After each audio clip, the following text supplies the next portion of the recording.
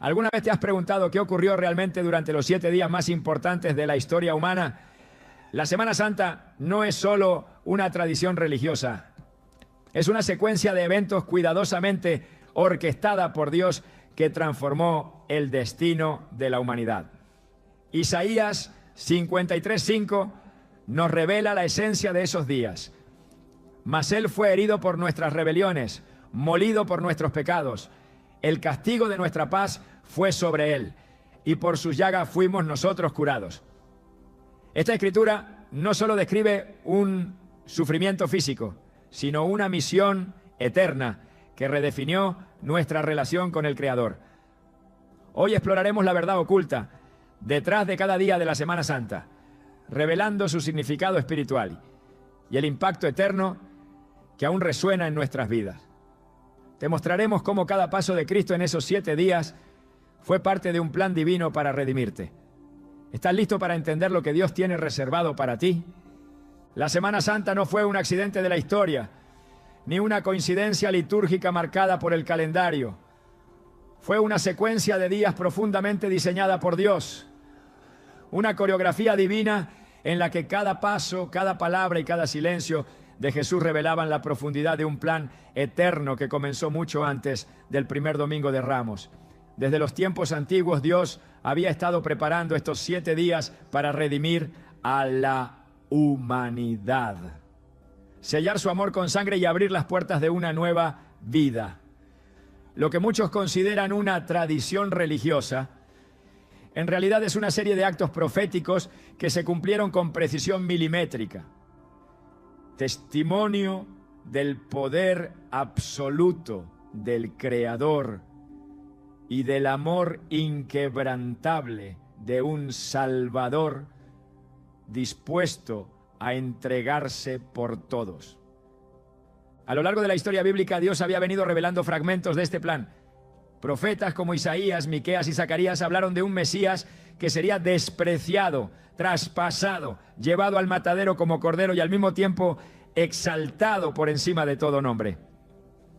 En Zacarías 9:9 ya se anunciaba: alégrate mucho, hija de Sión, da voces de júbilo, hija de Jerusalén. He aquí tu rey vendrá a ti, justo y salvador, humilde, y cabalgando sobre un asno. Ese pasaje, leído cientos de veces durante generaciones, tomó vida cuando Jesús entró en Jerusalén montado sobre un asno mientras la multitud gritaba «Hosana». No fue un gesto improvisado, fue el cumplimiento literal de una profecía hecha siglos antes. Cada detalle tenía un propósito, cada evento estaba anclado en la eternidad. El mismo Jesús, consciente de la magnitud de lo que estaba por acontecer, preparó a sus discípulos no solo con palabras, sino con actos simbólicos cargados de significado espiritual. El lavamiento de pies, la institución de la Cena del Señor, su entrada al templo y las confrontaciones con los líderes religiosos no fueron simples momentos de un predicador controversial. Fueron señales de que el tiempo se había cumplido. En Lucas 22:37, Él lo dijo con claridad: porque os digo que es necesario que se cumpla todavía en mí aquello que está escrito.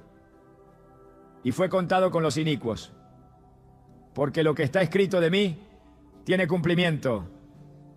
Jesús no improvisaba, estaba siguiendo el plan exacto del Padre.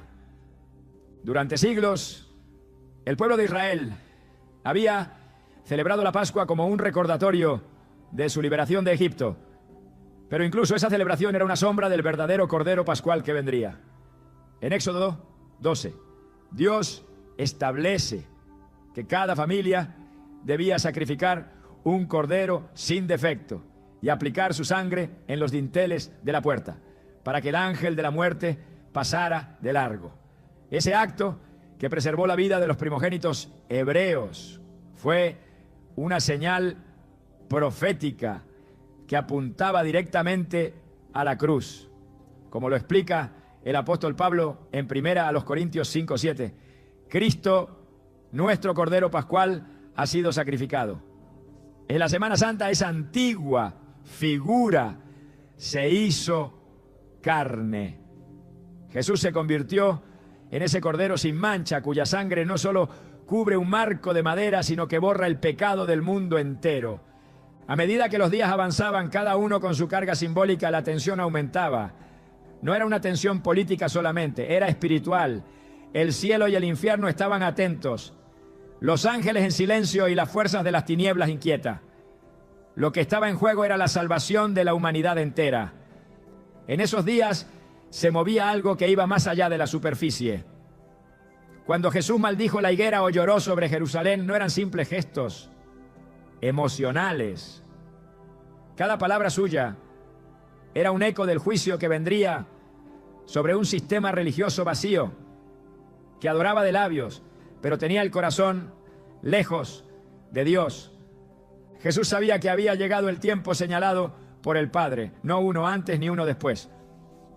En Juan 12:27, poco antes de ser arrestado, expresa con profunda humanidad: ahora está turbada mi alma. ¿Y qué diré?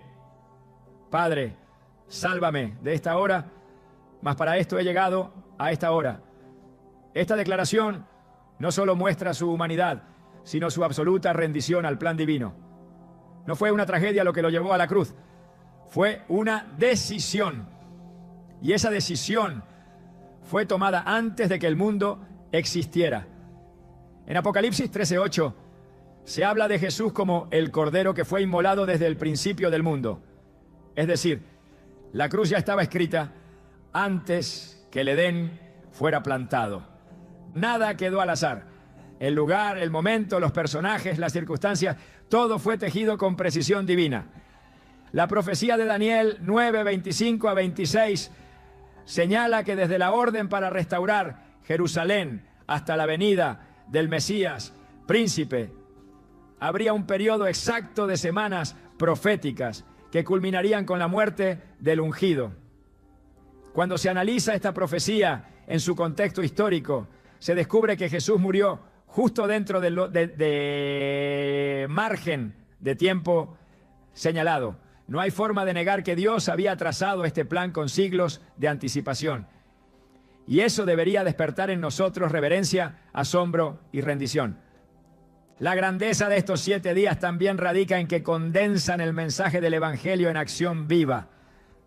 Jesús no vino solamente a predicar la buena noticia, Él la encarnó. Cada paso suyo hacia el Calvario era una página viva de redención, escrita con lágrimas, sudor y sangre. Cada día de esa semana representa un aspecto del carácter de Dios y de su relación con nosotros. La entrada triunfal revela su humildad y realeza. La purificación del templo muestra su celo por la santidad. La cena con sus discípulos exhibe su intimidad y servicio. La oración en Getsemaní refleja su humanidad y obediencia. El juicio injusto muestra su mansedumbre. La crucifixión, su sacrificio. La resurrección, su victoria eterna. Comprender esto no es simplemente un ejercicio de conocimiento bíblico, es una invitación a vivir en esa verdad. Porque si cada día de esa semana fue parte de un plan divino, entonces también lo es cada día de tu vida. No hay caos que no pueda ser redimido, ni dolor que no tenga propósito. Así como Jesús vivió cada momento de la Semana Santa, sabiendo que estaba cumpliendo un destino eterno, también tú puedes caminar con la certeza de que Dios tiene control sobre los tiempos y las estaciones de tu vida. La Biblia nos muestra una y otra vez que Dios no improvisa. En Eclesiastés 3:1 se nos recuerda: todo tiene su tiempo y todo lo que se quiere debajo del cielo tiene su hora. Esta declaración se cumplió plenamente en la Semana Santa. Cada día tenía su hora. Cada acto su significado. Incluso los silencios de Jesús fueron mensajes poderosos. Cuando permaneció callado ante Pilato, no fue por temor, sino porque ya lo había dicho todo. Su silencio era juicio para los incrédulos y gracia para los que sí creían. La historia de José en el Antiguo Testamento también refleja este patrón divino. vendido por sus hermanos, encarcelado injustamente, olvidado por años. Todo parecía desorden. Pero cuando llegó el momento, Dios lo levantó y usó su vida para salvar a muchos. Génesis 50:20 resume esta verdad. Vosotros pensasteis mal contra mí, mas Dios lo encaminó a bien para hacer lo que vemos hoy, para mantener en vida a mucho pueblo. La Semana Santa es ese mismo principio elevado a su máxima expresión. Lo que los hombres tramaron para mal, Dios lo usó para el bien eterno de toda la humanidad. Incluso el día del silencio, el sábado, tiene un peso espiritual inmenso. Mientras el cuerpo de Jesús yacía en la tumba y el mundo parecía envuelto en una calma siniestra, el cielo no estaba inactivo. En el 1 Pedro 3, 18 a 19 se sugiere que Jesús, en espíritu, fue y proclamó victoria a los espíritus encarcelados. No fue un día perdido, fue un día de cumplimiento y proclamación. Cada día, incluso el de aparente inactividad, tenía un propósito eterno, ¿no? Hoy, muchos viven sus vidas sin comprender que su historia también puede estar tejida por las manos de un Dios soberano. Nos angustiamos por los días de silencio, los momentos de traición, las caídas, sin entender que quizás estamos en medio de nuestra propia Semana Santa, una temporada donde Dios está orquestando algo eterno. Por eso, al mirar los eventos que transformaron el mundo, también somos llamados a mirar hacia adentro y preguntarnos, ¿qué está haciendo Dios en mis días? ¿Estoy viendo solo el caos superficial o estoy discerniendo el propósito eterno detrás de cada detalle? La verdad oculta de la Semana Santa no es simplemente histórica ni teológica, es personal. Nos grita que Dios está en control incluso cuando todo parece perdido. Nos recuerda que lo que parece un final puede ser el umbral de una resurrección. Nos asegura que cada lágrima, cada paso y cada herida puede tener un propósito si se pone en manos del que resucita muertos. Cada año, cuando esta semana llega, millones conmemoran sus eventos. Pero no basta con recordar, es necesario interpretar. No basta con asistir, es vital participar. La Semana Santa no es solo una narración, es una convocatoria. Dios sigue llamando a través de estos días. Sigue revelando que su plan sigue en marcha, que su Hijo sigue siendo el camino, la verdad y la vida. Y si esos 7 días cambiaron el curso de la historia, también pueden cambiar tu destino. Porque el mismo Dios que escribió cada línea de esa semana es el que está escribiendo hoy la historia de tu vida. Nada está fuera de su alcance. Nada escapa a su plan. Y si Él fue capaz de usar el dolor, la injusticia y hasta la muerte para traer salvación, también puede usar tu historia, por rota que parezca, para mostrar su gloria. Puedes verlo ahora. Cada día de la Semana Santa es una declaración. Dios tiene un plan perfecto y tú estás incluido en él. Jesús no fue víctima del sistema, ni un mártir atrapado en una serie de circunstancias fuera de su control. Cada paso que dio durante la Semana Santa fue una decisión consciente, una entrega voluntaria al plan eterno del Padre. Desde el primer momento hasta su última palabra en la cruz, Él eligió someterse. No hubo confusión ni improvisación. Él sabía exactamente lo que sucedería y aún así caminó con determinación hacia el sacrificio. Juan 10, 18 lo declara con claridad. Nadie me la quita, sino que yo la doy por mi propia voluntad. Tengo poder para darla y tengo poder para volverla a tomar.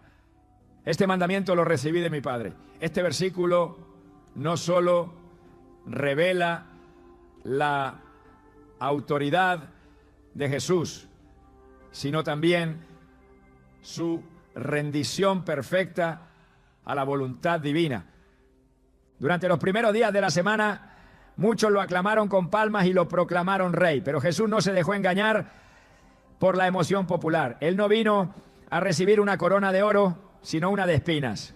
En su entrada triunfal, no cabalgó un caballo de guerra, sino un asno, cumpliendo así la profecía y revelando que su reino no sería como los de este mundo. Sabía que los mismos labios que lo alababan pronto pedirían su crucifixión. Sin embargo, no retrocedió. Aún cuando sabía que el tiempo de su muerte se acercaba, continuó enseñando en el templo, sanando, confrontando el pecado, amando a los que lo rodeaban. Todo lo que hizo estaba impregnado de propósito. En la última cena, cuando tomó el pan y lo partió, dijo: este es mi cuerpo, que por vosotros es dado. Haced esto en memoria de mí. Lucas 22:19. No dijo que su cuerpo sería quitado, sino que sería entregado. La elección fue suya. En ese gesto humilde, Jesús instituyó una práctica que recordaría por siempre el corazón de su misión: dar su vida, no por accidente, no por fuerza, sino por amor. La cena no fue una despedida melancólica, fue una proclamación profética. Consciente de lo que venía, se despidió con paz, lavó los pies de sus discípulos y les mostró el camino del servicio. En todo momento mantuvo el control. Cuando llegó al huerto de Getsemaní, su alma se estremeció. Allí se reveló la intensidad del sacrificio que estaba por consumar. En Mateo 26:38 Jesús dijo: mi alma está muy triste hasta la muerte. Quedaos aquí y velad conmigo. Fue allí donde su humanidad se enfrentó cara a cara con el dolor que se avecinaba. Su sudor se convirtió en gotas de sangre y clamó al Padre si era posible evitar esa copa. Pero añadió de inmediato: pero no se haga mi voluntad sino la tuya. Lucas 22:42. Esta oración no fue una señal de debilidad, sino la muestra más sublime de obediencia. En ese momento, Jesús se rindió por completo al propósito eterno. Eligió someterse, aunque sabía el precio que eso implicaría. Cuando Judas llegó con la multitud armada para arrestarlo, Jesús no huyó. Se adelantó y preguntó: ¿a quién buscáis? Juan 18:4. Al decirles yo soy, los soldados retrocedieron y cayeron al suelo.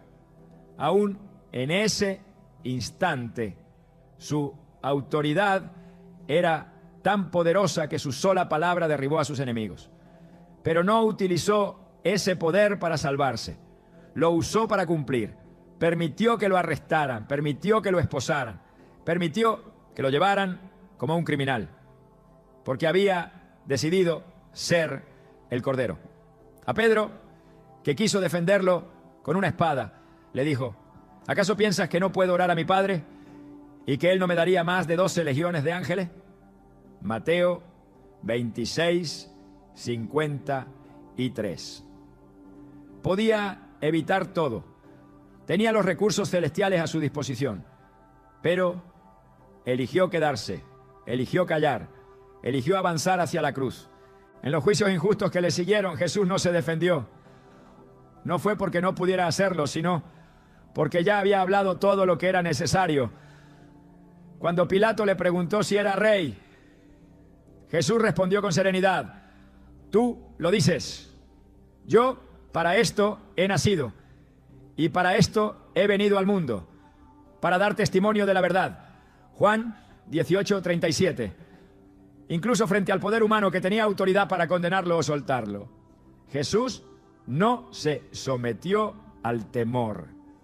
Permaneció firme, sin doblez. En todo momento su mirada estaba fija en la misión. No era el hombre el que lo empujaba hacia la cruz, era su decisión, tomada desde la eternidad. Cada acusación falsa, cada golpe, cada burla, eran parte de un camino que él mismo aceptó recorrer. La idea de que Jesús fue víctima niega la profundidad de su entrega. Él no fue un profeta desafortunado, sino el Hijo de Dios encarnado, ejecutando el plan de redención con precisión absoluta. Desde antes de nacer en Belén, desde antes de la creación misma, ya había un plan de salvación. En Apocalipsis 13:8 se le llama el Cordero que fue inmolado desde el principio del mundo. Esto significa que la cruz no fue un evento improvisado, fue un acto central en el propósito de Dios. Jesús vino al mundo con una misión: dar su vida en rescate por muchos. Y durante esa semana, esa misión llegó a su punto culminante.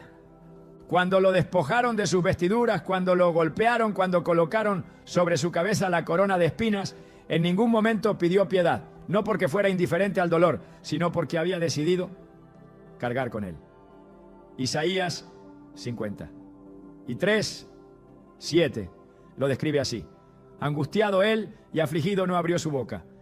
Como cordero fue llevado al matadero, y como oveja delante de sus trasquiladores, enmudeció, y no abrió su boca. Cada paso fue dado con conciencia, con obediencia, con determinación. No fue forzado, fue ofrecido. Por amor al Padre y por amor a nosotros. Su silencio en medio de la injusticia fue una voz más fuerte que cualquier defensa.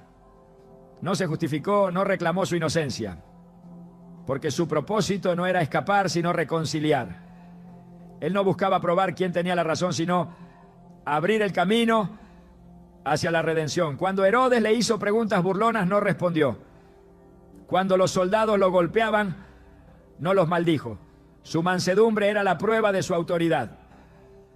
La grandeza de su poder se manifestó en su decisión de no usarlo para sí mismo, sino para cumplir el plan que lo llevó hasta allí.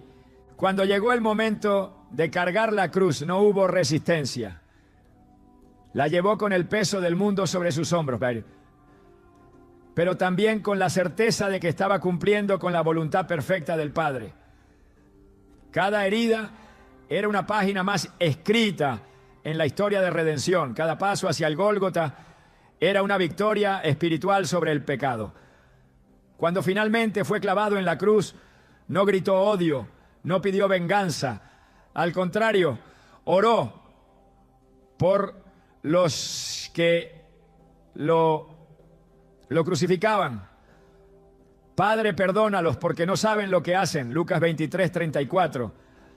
Aún en su agonía eligió amar, y mientras el mundo pensaba que todo había terminado, mientras sus enemigos creían haber triunfado, él continuaba cumpliendo.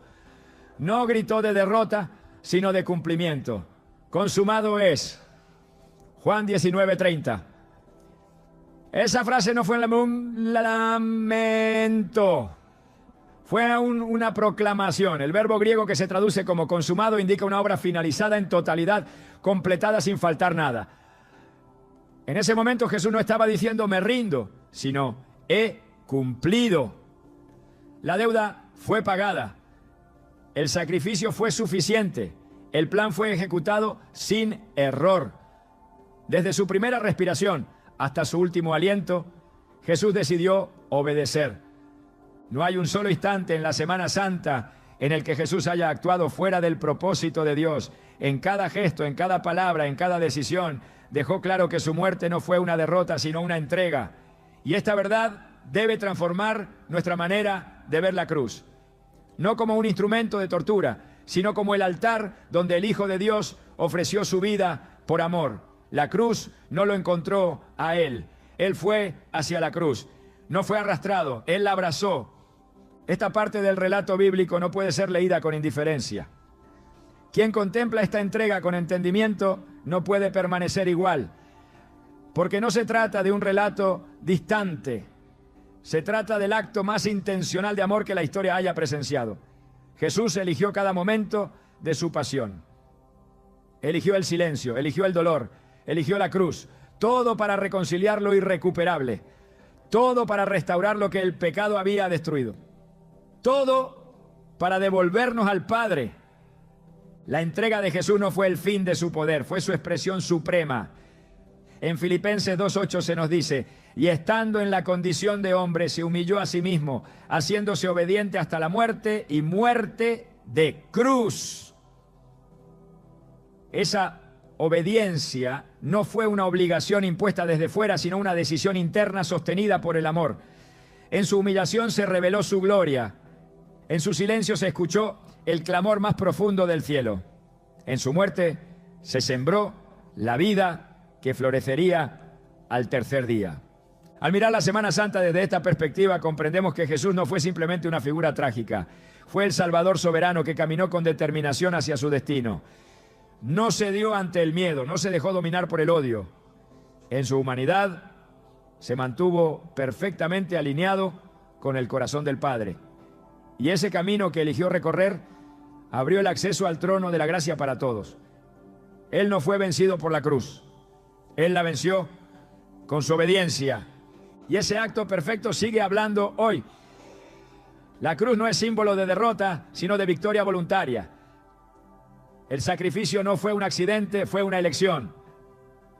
Jesús no fue una víctima del mal, fue el Hijo que se ofreció, el Rey que descendió, el Cordero que eligió morir. Su entrega no fue una rendición forzada, fue un acto deliberado de redención eterna. Nadie le quitó la vida, Él la dio, por completo, con propósito, por amor. En los días más intensos de la Semana Santa, las sombras no solo descendieron sobre el cielo de Jerusalén, sino sobre los corazones de quienes rodeaban a Jesús. No eran desconocidos, no eran enemigos declarados, eran los suyos, los más cercanos, aquellos que comieron con él, que lo escucharon predicar, que lo vieron sanar, que caminaron a su lado. La traición, la negación y el juicio injusto no provinieron solamente de extraños, sino de personas que conocían su mirada, su voz, su ternura. Esta dimensión dolorosa de la pasión revela una verdad profunda. El corazón humano, aún frente a la verdad encarnada, puede endurecerse, puede ceder al temor, puede fallar. Lo que ocurrió en esas horas no fue un accidente emocional, fue una exposición precisa de lo que hay en el alma del ser humano cuando se enfrenta al verdadero rostro de Dios. Judas, discípulo de Jesús, no lo entregó con una espada, lo entregó con un beso. Ese gesto cargado de simbolismo condensó la profundidad de su traición. Mateo 26, 48 a 49 dice: y él que le entregaba les había dado señal, diciendo: al que yo besare, ese es, prendedle. Y enseguida se acercó a Jesús y dijo: salve, maestro, y le besó. No fue un error de juicio, fue una decisión intencionada. Y Jesús, conociendo su corazón, no lo rechazó violentamente. Le respondió con una pregunta penetrante: amigo, ¿a qué vienes? Mateo 26:50. No era ironía, era una última puerta abierta al arrepentimiento. Jesús sabía que había sido vendido por 30 piezas de plata, el precio de un esclavo, según Éxodo 21:32. Ese fue el valor que el mundo le asignó a quien no tenía precio. Aún así, su compasión permaneció intacta. Pedro, el valiente que prometió seguirlo hasta la muerte, terminó negándolo 3 veces.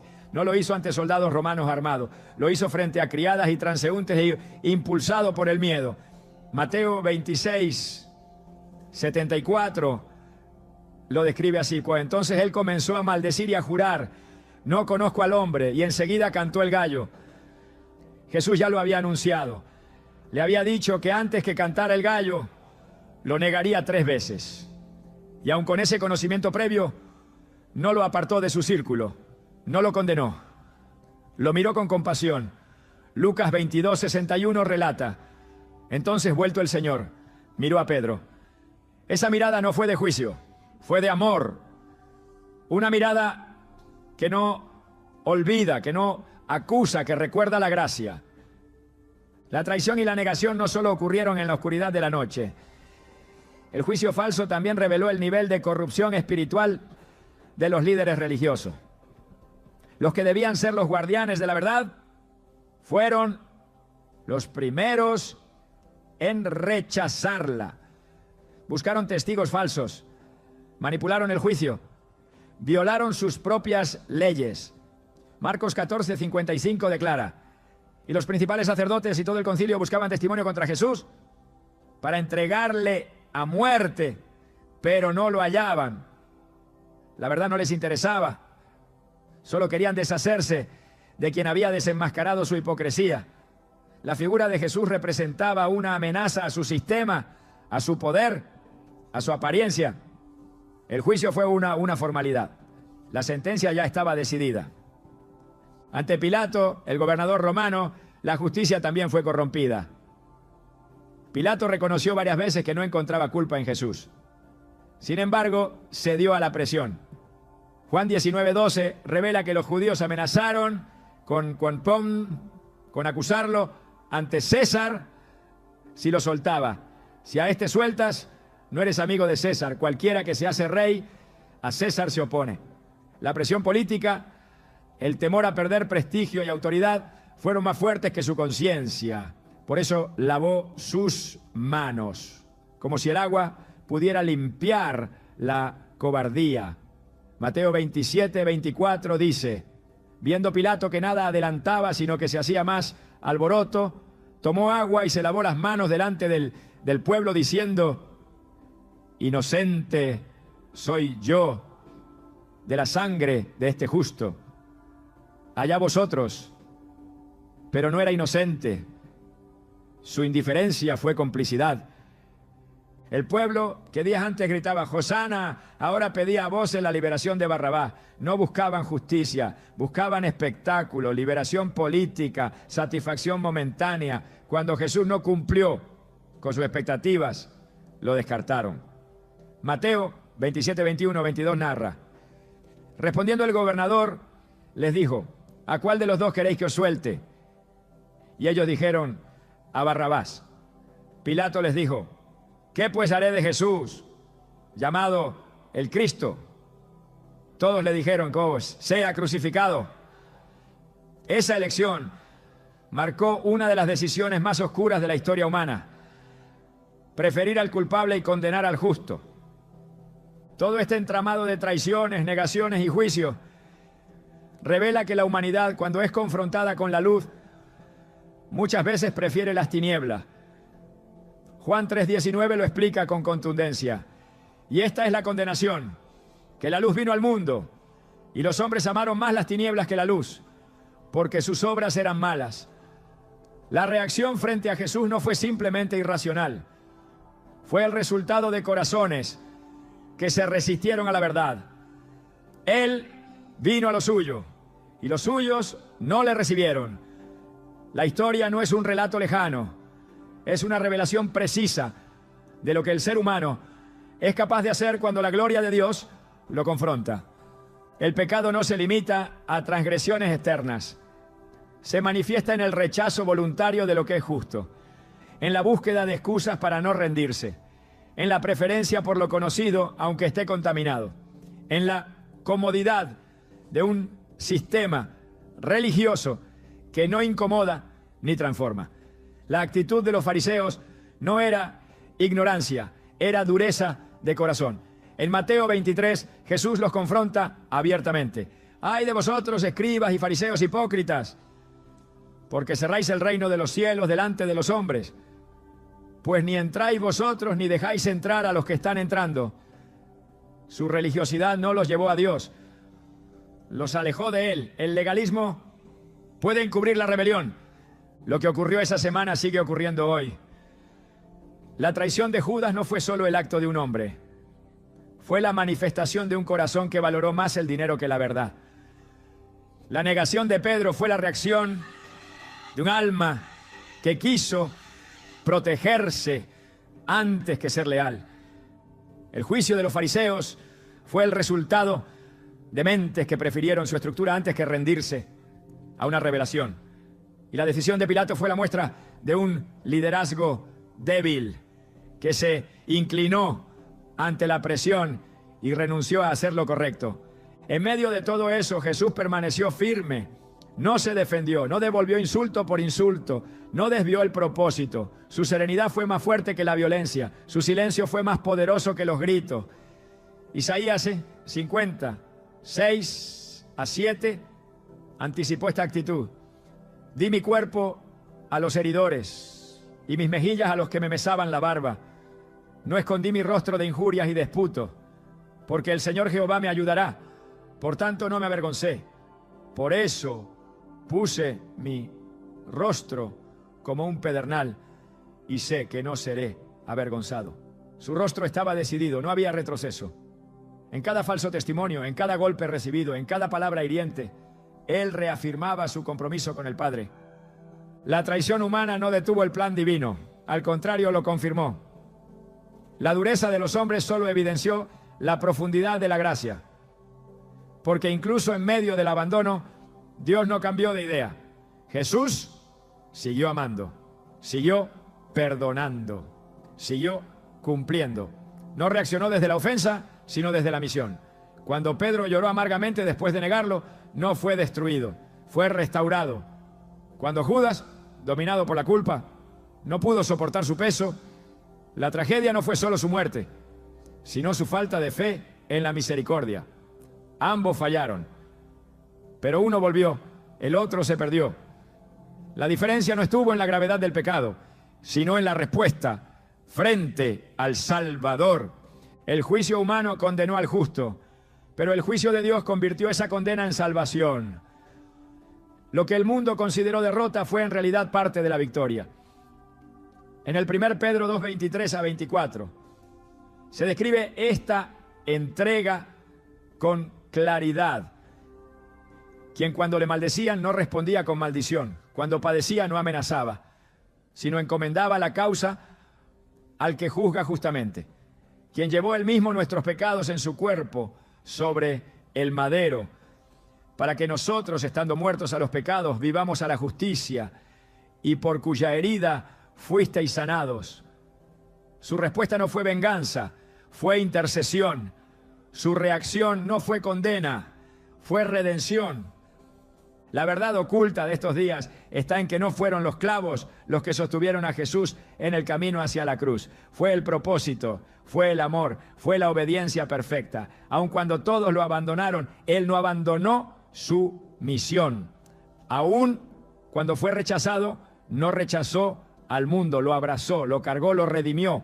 Y lo hizo mientras los suyos lo negaban, mientras los religiosos lo acusaban, mientras los líderes lo juzgaban, mientras el pueblo lo traicionaba. En esa tensión entre la injusticia humana y la fidelidad divina se revela la profundidad del mensaje del Evangelio. Jesús no solo murió por los pecados evidentes, murió también por los pecados camuflados en religiosidad, en indiferencia, en conveniencia. Murió por la traición, por la negación, por el juicio corrupto. Murió por todo lo que el corazón humano es capaz de hacer cuando se aleja de Dios. Y lo hizo no con resignación, sino con determinación. Cada día de esa semana expuso no solo la gloria de Cristo, sino la necesidad del hombre. La traición no fue un incidente aislado, fue un espejo. La negación no fue una excepción, fue una advertencia. El juicio falso no fue un escándalo lejano, fue una revelación, porque al final todo lo que ocurrió en esos 7 días sigue ocurriendo en los corazones que se resisten a rendirse. Pero también sigue brillando la misma luz, la misma gracia, la misma oportunidad. Porque la cruz que fue levantada en medio del rechazo se convirtió en la puerta para el perdón. La fidelidad de Jesús en medio del abandono es la razón por la que hoy existe esperanza.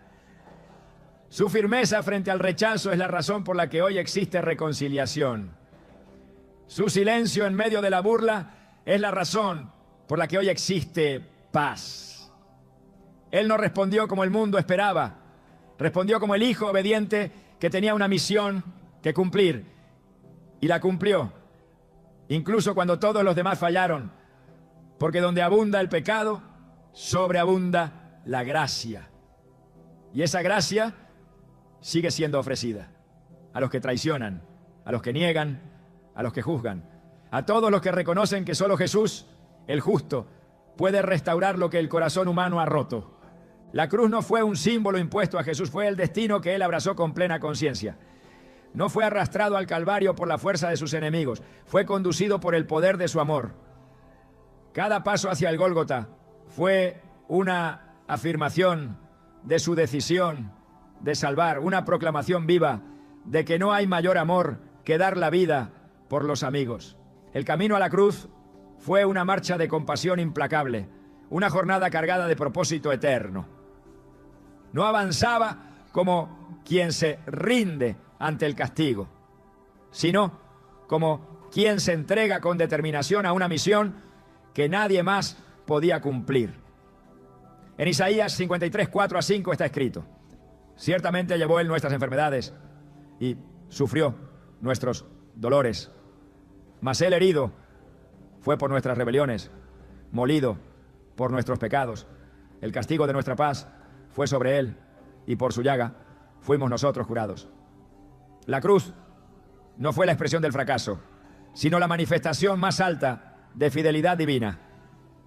Cuando lo despojaron de su dignidad humana, él no perdió su gloria eterna.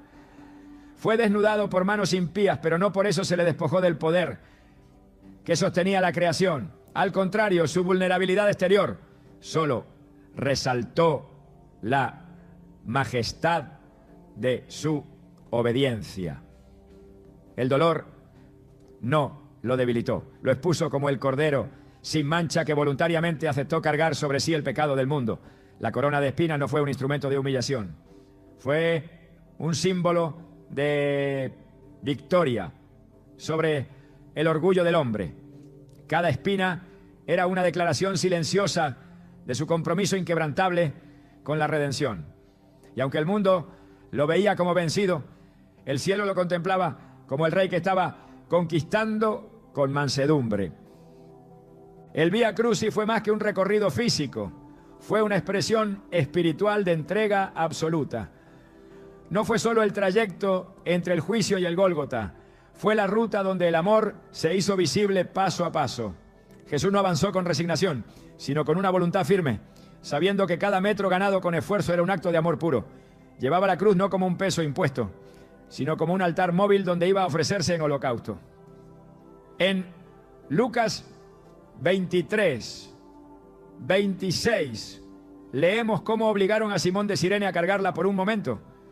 Pero lo esencial de esa escena no fue el reemplazo del esfuerzo físico, sino la revelación de que nadie podía sustituir el sacrificio que solo Él podía realizar. Era su cruz, su llamado, su propósito. Las heridas en su cuerpo no fueron señales de derrota, sino las marcas de una obediencia total. Cada latigazo no solo desgarró su piel, sino que selló con sangre viva el pacto eterno entre Dios y los hombres. En cada golpe se escribió una línea del mensaje de salvación. Jesús no maldijo a quienes lo herían porque no caminaba impulsado por ira, sino por misericordia. Él sabía que el odio que recibía no podía competir con el amor que llevaba dentro. Por eso soportó, por eso siguió, por eso no se detuvo ni retrocedió, porque el objetivo no era sobrevivir, sino salvar. Y para eso era necesario pasar por ese valle de aflicción, con los ojos puestos en la gloria que vendría después. Cada palabra que Jesús pronunció en ese trayecto fue intencional. No hubo lamentos egoístas, no hubo acusaciones. Hubo perdón, hubo consuelo, hubo promesas. A las mujeres que lloraban por él les dijo: no lloréis por mí, llorad más bien por vosotras mismas y por vuestros hijos. Lucas 23, 28. Incluso en medio del dolor más agudo, su corazón seguía intercediendo por los demás. El sufrimiento no apagó su compasión, la intensificó, porque no caminaba pensando en sí mismo, caminaba pensando en la humanidad que amaba hasta lo más profundo. No fue el miedo lo que lo impulsó, fue la esperanza de reconciliar a los hombres con su Creador. Hebreos 12, 2 lo explica así: por el gozo puesto delante de él sufrió la cruz, menospreciando el oprobio. No había gozo en el suplicio, pero sí en lo que vendría después, la restauración de lo perdido. Cuando llegaron al lugar llamado la calavera, no hubo duda en su semblante. Permitió que sus manos fueran clavadas, sin resistencia. Extendió sus brazos no como quien se rinde ante la violencia, sino como quien abraza con plenitud la voluntad del Padre.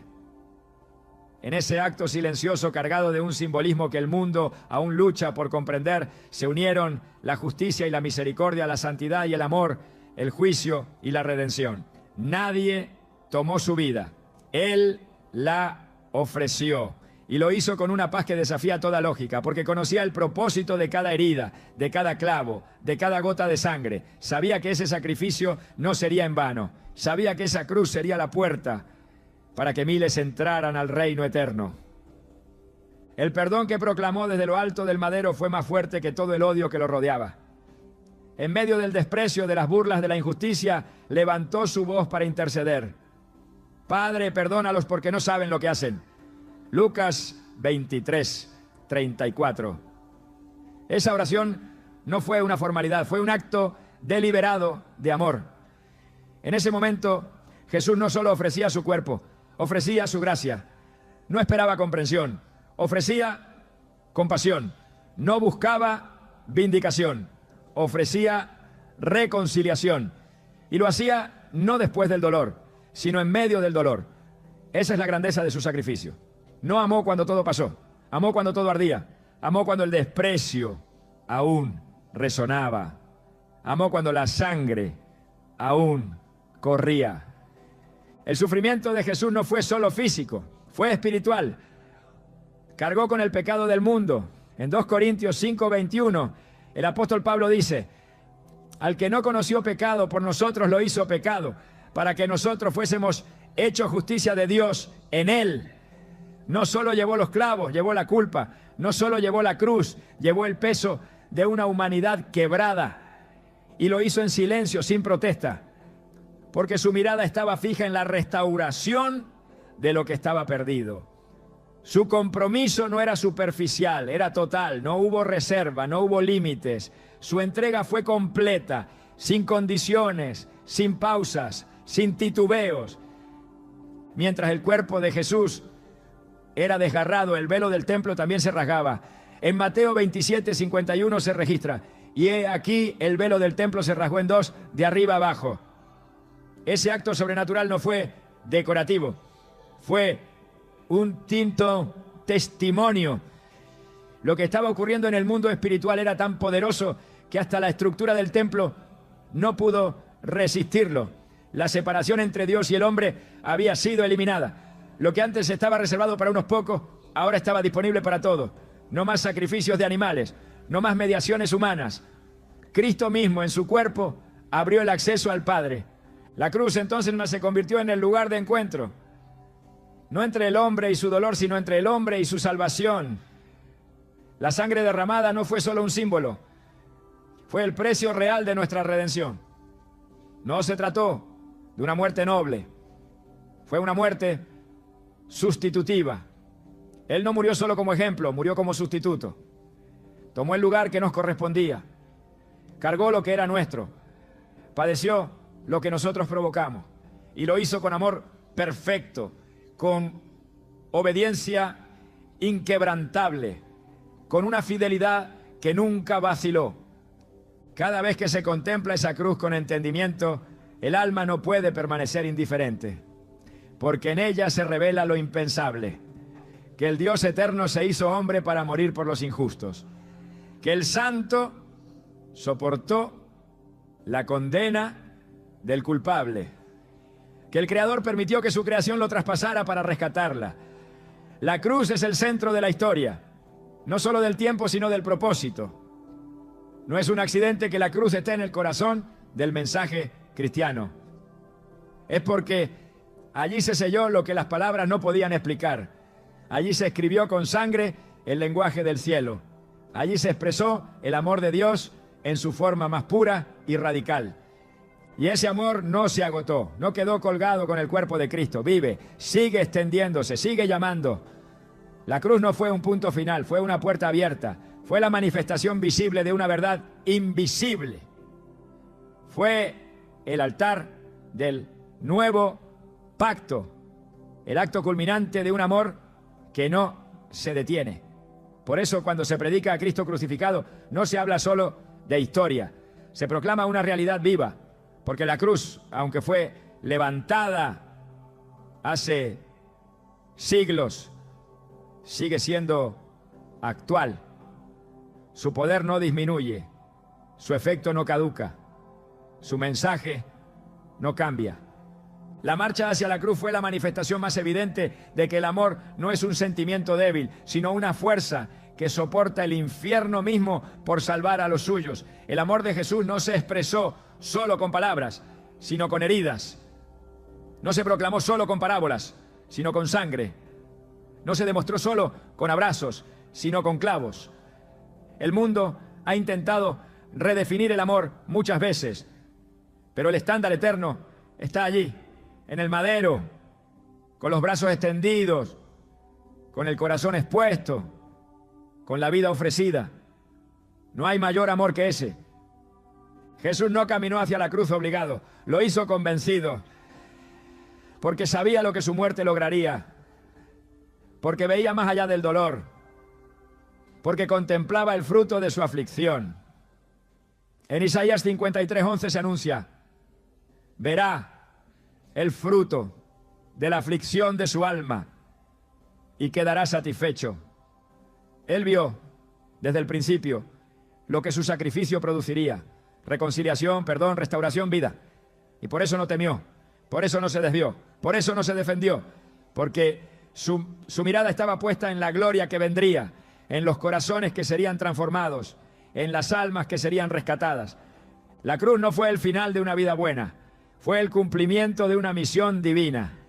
Fue la victoria del amor sobre el pecado, de la obediencia sobre la rebelión, de la gracia sobre el juicio. Cada paso que dio hacia ese lugar fue un eco de eternidad, una proclamación celestial, una declaración que sigue resonando. Te amo y estoy dispuesto a pagar el precio por ti. Ese es el mensaje central de la cruz. Un amor que no espera nada a cambio. Un amor que se entrega por completo. Un amor que no se detiene ante la traición, ni la burla, ni la injusticia. Un amor que se extiende más allá del dolor, que trasciende la lógica, que rompe los esquemas. Un amor que no se explica, se contempla. Y al contemplarlo, transforma. Porque nadie puede mirar esa cruz con entendimiento y seguir siendo el mismo. Nadie puede entender ese sacrificio y vivir como si no hubiera ocurrido. La cruz exige una respuesta, no de lástima, sino de entrega, no de religión, sino de rendición. Porque quien fue capaz de amar hasta ese extremo merece todo lo que somos. Cuando el mundo pensó que todo había terminado, el cielo sabía que todo apenas comenzaba. En el instante en que Jesús exhaló su último aliento, no fue la derrota lo que se consumó, sino la victoria más grande de la historia. Lo que para muchos fue el fin trágico de un maestro inocente, en realidad fue el cumplimiento exacto del propósito eterno de Dios. Porque la cruz no representó la caída de un líder, sino la exaltación de un redentor. El aparente fracaso fue la escena donde la justicia divina y la misericordia perfecta se encontraron. Y en ese encuentro, la humanidad entera recibió la oportunidad de reconciliación. La muerte de Cristo no fue un accidente histórico. Fue un acto planificado, profetizado y ejecutado con precisión celestial. Cuando Jesús clamó, consumado es, Juan 19:30, no se estaba despidiendo. Estaba declarando la finalización de la obra redentora. La expresión usada en el texto original, tetelestai, era una palabra utilizada para señalar que una deuda había sido pagada por completo. No quedaban saldos, no hacía falta añadir nada. Todo había sido cubierto. El pecado, la condena, la culpa, el juicio, todo fue vencido en ese momento exacto. Y aunque el cuerpo de Jesús colgaba de la cruz, su espíritu triunfaba en el ámbito invisible. En ese punto, la tierra tembló, las rocas se partieron, el cielo se oscureció. Mateo 27, 51 a 52 registra que incluso las tumbas se abrieron y muchos cuerpos de santos resucitaron. Nada de eso fue simbólico. Fue la reacción tangible de la creación ante el acto central de redención. La muerte fue sacudida en su núcleo. Lo que parecía invencible había sido perforado desde adentro. El pecado, con todo su peso, cayó derrotado en el madero. La separación entre Dios y los hombres fue anulada. La barrera fue derribada.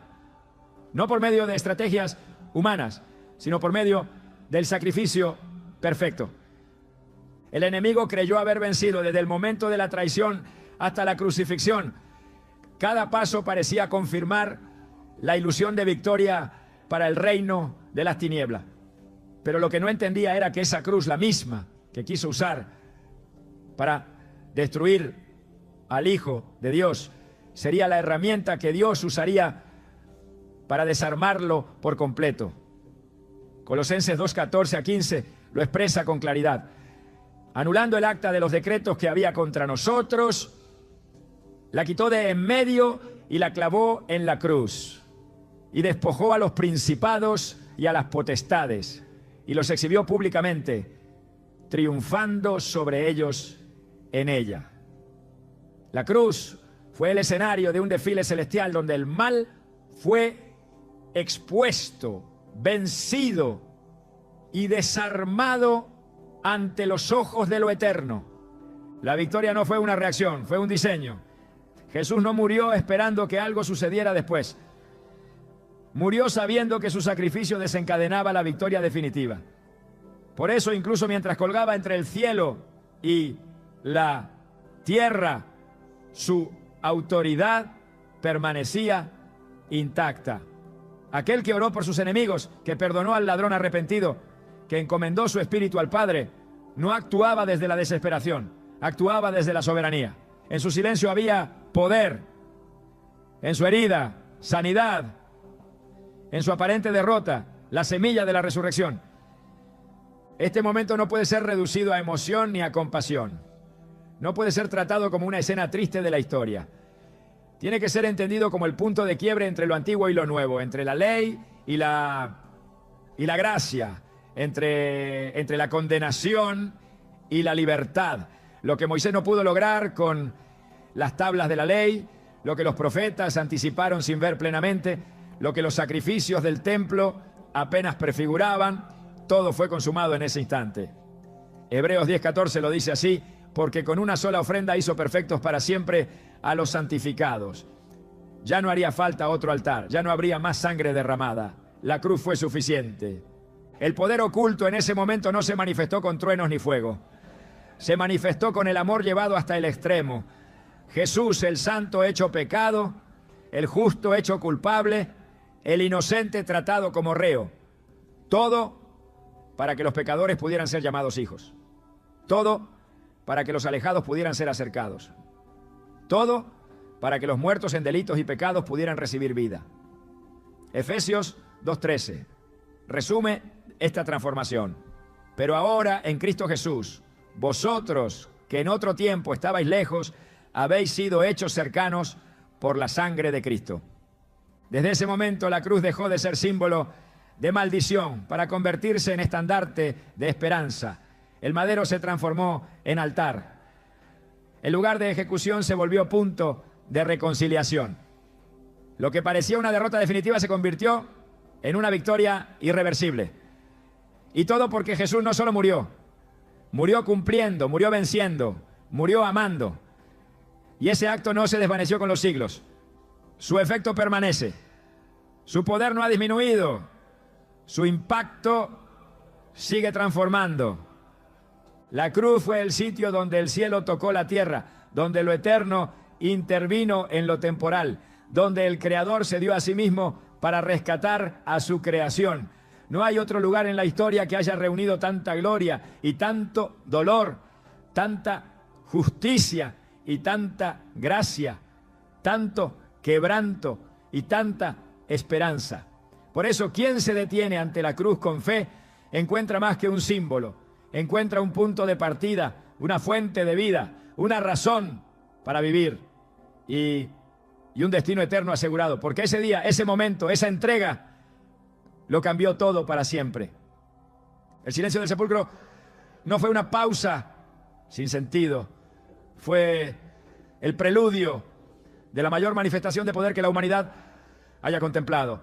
Cuando el tercer día amaneció, la piedra no fue removida para que Jesús saliera, sino para que el mundo viera que la muerte no pudo retener al autor de la vida.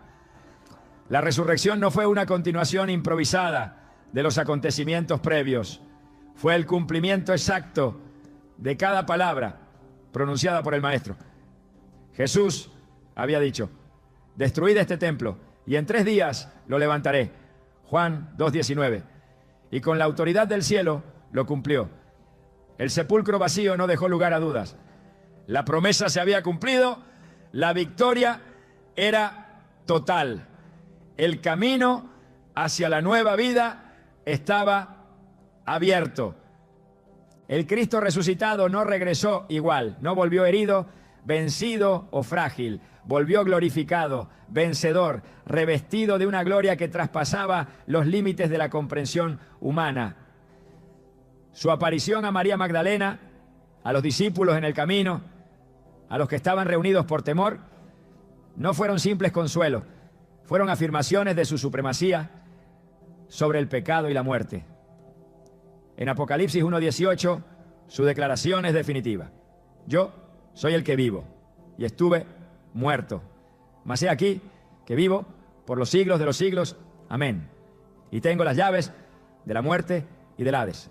El enemigo fue despojado, la condena fue anulada, la esperanza fue restaurada. La resurrección no fue solo un evento milagroso, fue la certificación divina de que todo lo que Jesús enseñó, prometió y profetizó es verdad. Sin ella, la fe estaría vacía.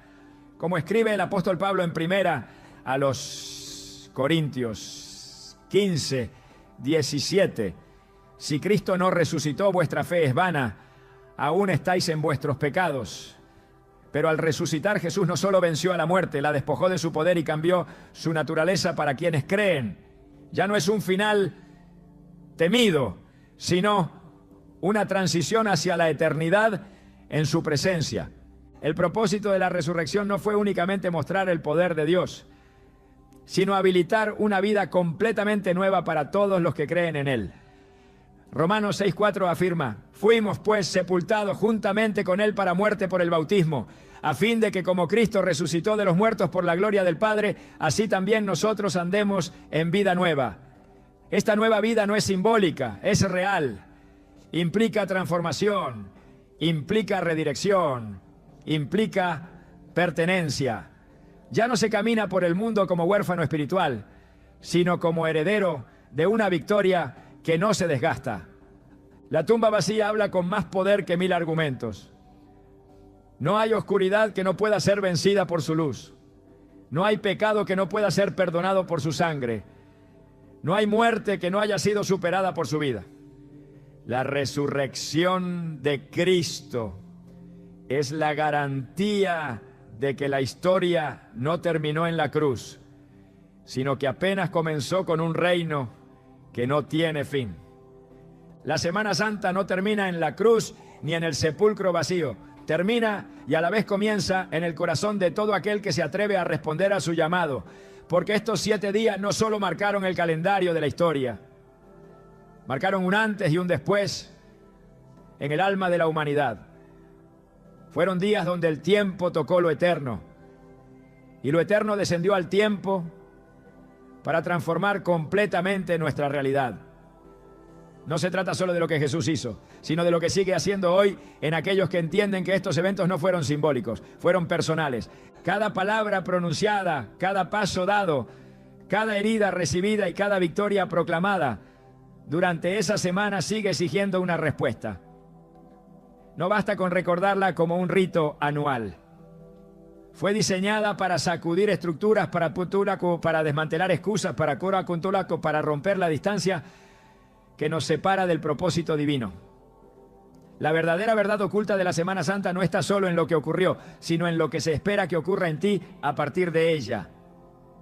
Porque no fuiste llamado a ser un espectador de estos hechos, sino un portador de su poder transformador. El plan que comenzó en Jerusalén no terminó allí.